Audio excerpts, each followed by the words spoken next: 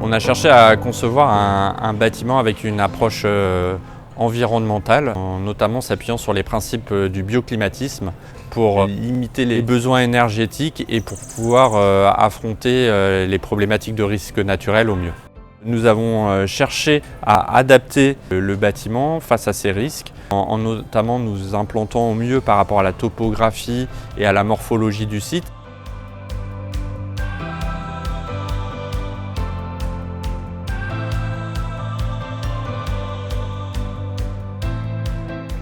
Nous avons aussi cherché à travailler avec des jardins d'infiltration et de temporisation des eaux pluviales pour maximiser les surfaces perméables et infiltrer à la parcelle l'ensemble des précipitations.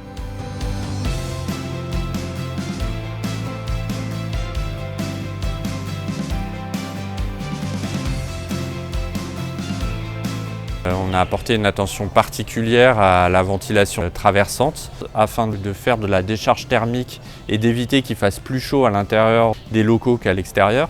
Et en même temps, nous avons complété cette stratégie avec des brasseurs d'air et une bonne orientation des locaux afin d'assurer une vitesse d'air qui nous permet d'avoir une température ressentie à l'intérieur des salles de classe 4 degrés inférieure à la température réelle.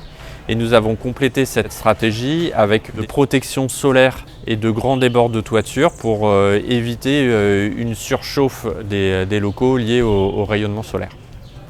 Nous avons attaché une grande importance au choix des matériaux. Nous avons cherché dans la mesure du possible et dans la très grande majorité des bâtiments à faire des bâtiments dits à ossature sèche. C'est-à-dire qu'on a des bâtiments qui sont entièrement conçus en acier afin de limiter au maximum l'emploi du béton pour réduire l'impact carbone de nos constructions.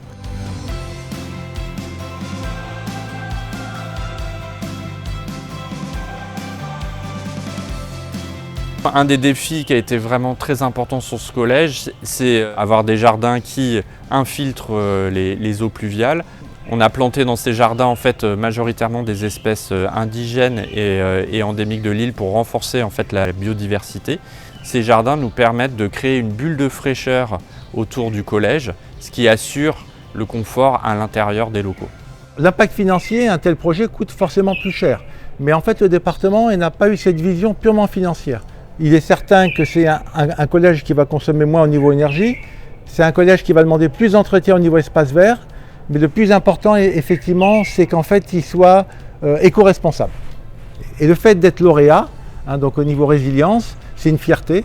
Ça montre bien que c'est un bâtiment exemplaire pour La Réunion. C'est aussi un bâtiment exemplaire pour l'ensemble de l'Hexagone et des DOM. Donc c'est vraiment une fierté en fait et pour le département.